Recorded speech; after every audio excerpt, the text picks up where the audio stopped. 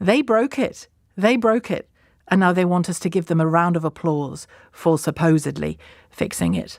What screams from these messages, and those ones about educators, teachers and the education unions, show it more than any others, I think, that we've seen so far, but there's going to be more, and into the weekend I'm sure they'll save their best to last, is the contempt that these government ministers hold you in and hold the rest of us in. I've mentioned a few times on air that I have someone close to me who is waiting for an organ transplant.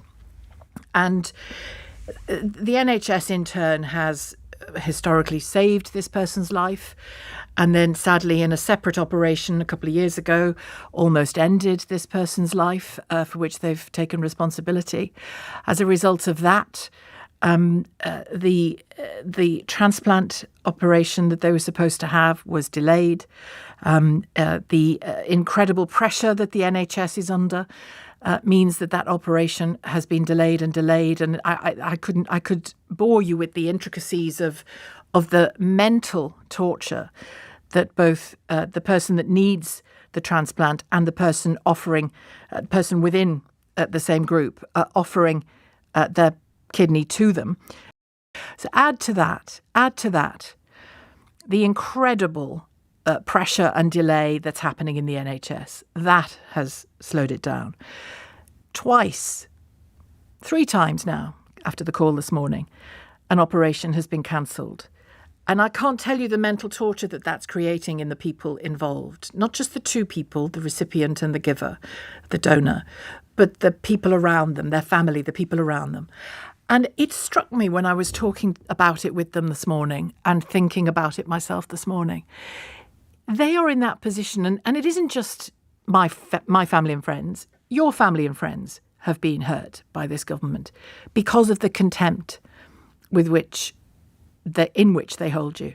I really believe this, and I don't like saying it because I really would rather we had mature, thinking, feeling government. I really would. And again, I don't think for a second that government is easy. I don't think managing the pandemic was easy. I wouldn't wish it on my worst enemy. So this isn't about just whining about a government because they didn't get everything just right. No government gets everything just right. But I think we've seen in all kinds of ways from this government the contempt and the carelessness and the thoughtlessness with which they approach that very privileged, almost sacred job of attempting to lead a country. I think they have failed to lead this country at every turn. Every turn. Their incompetence killed our relatives during the pandemic, and it's killing them now. This is analysis of NHS figures by emergency care doctors. So that's in all, last year, over 23,000 people died last year after spending at least 12 hours in an A&E waiting for care or to be admitted to a bed. Some of them would have died anyway because of whatever they were presenting with, of course. But a 12-hour wait when you have something so wrong with you that you end up dying of it is surely contributing to many of those deaths. So the government's failure to plan a workforce in the NHS, the government's failure to properly, seriously and readily hold talks, serious talks, sensible talks about pay with the health unions is contributing to the deaths of your relatives right now, and the sickness, the ongoing sickness that maybe you yourself are experiencing because you can't get access to the care that you need, even quite basic care sometimes that you need from the NHS that you have paid for. And when we talk about paying the public sector workers in the NHS and in education, let's not forget teachers in all of this as well, given those despicable comments from Matt Hancock and Gavin Williamson, Sir Gavin Williamson.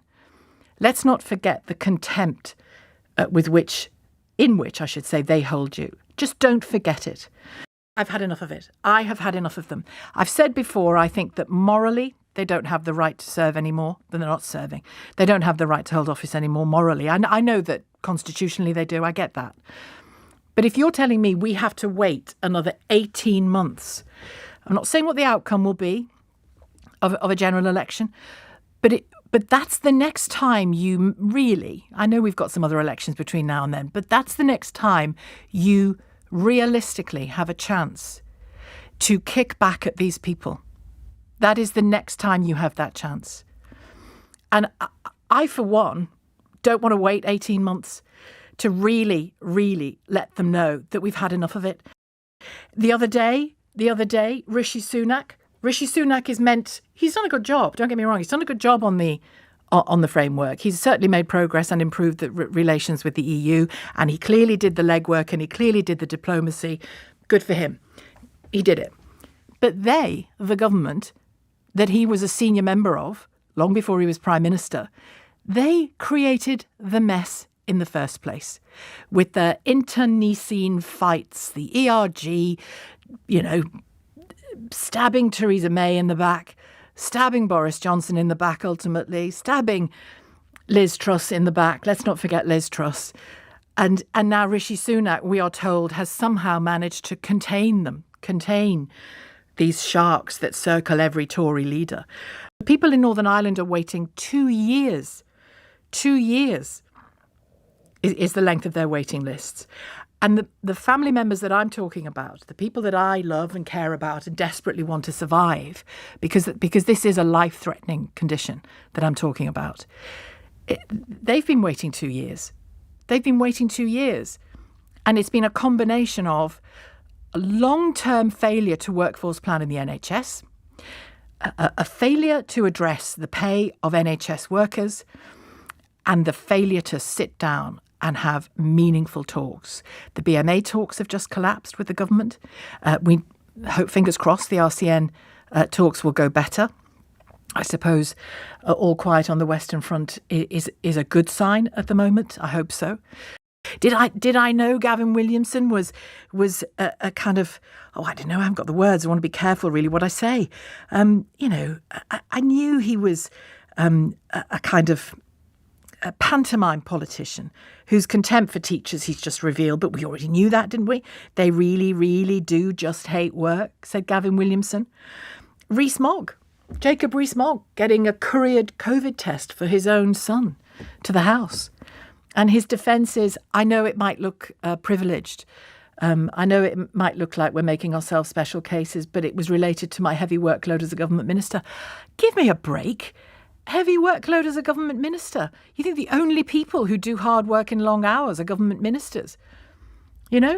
My sister was doing 12, 14, 15-hour day shifts as a midwife in full PPE all day, every day, while you were being a government minister. She didn't have special tests sent to her house. She didn't have tests of herself to start with when she was doing that.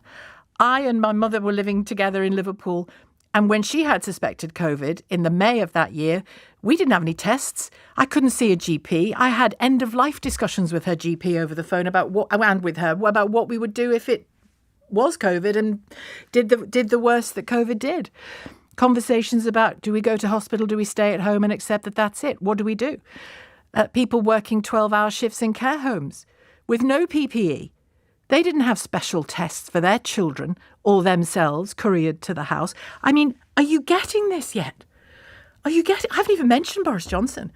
I mean, and again, I preface this by saying, I get that government is difficult. I get that government in a pandemic is extremely difficult. Talk about white heat. I get it. We get it. We all had to put our faith in them at the beginning. I certainly did.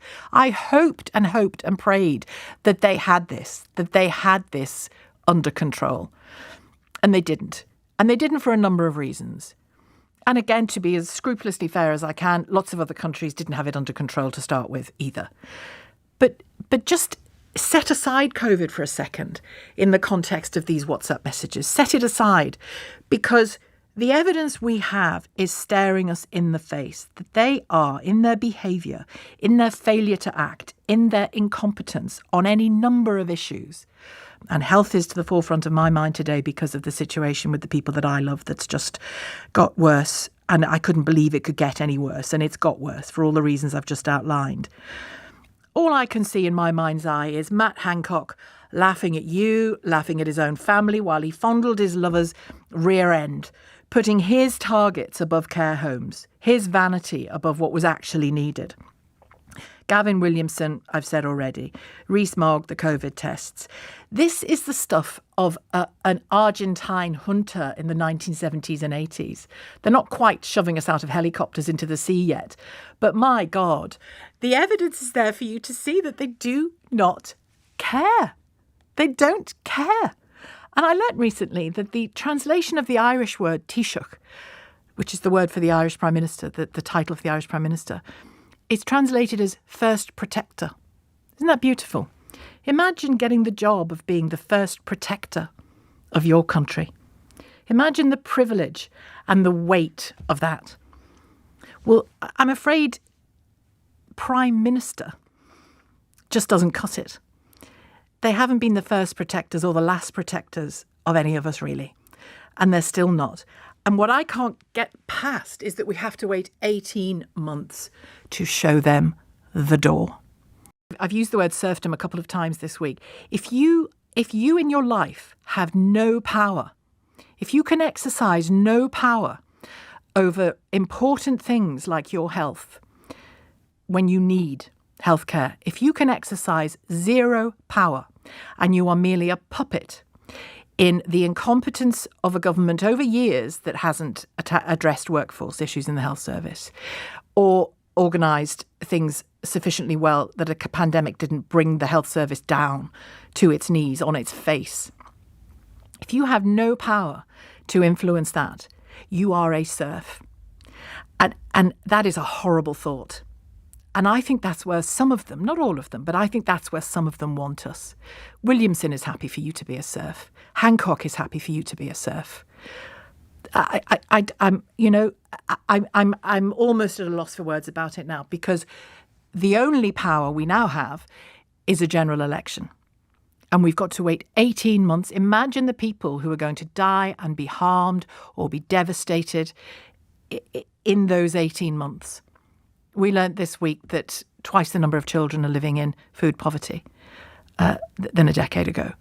You know, are we just going to sit in a corner, covered in filth like a serf, waiting for them to hurt us even more? Because that's the reality of what they're asking us to do. Health service, not fixing it. Staffing, not dealing with it. Pay deals, sorry, can't give you any more pay. Wait till after the budget. Can't do this, can't do that, won't do that. Oh, but do applaud me for fixing things in Northern Ireland. Well, we'll see whether they fix things in Northern Ireland when the Assembly is up and running and people's health care is fit for purpose and people's education is fit for purpose in Northern Ireland as well. They broke it. And now they want us to give them a round of applause for supposedly fixing it.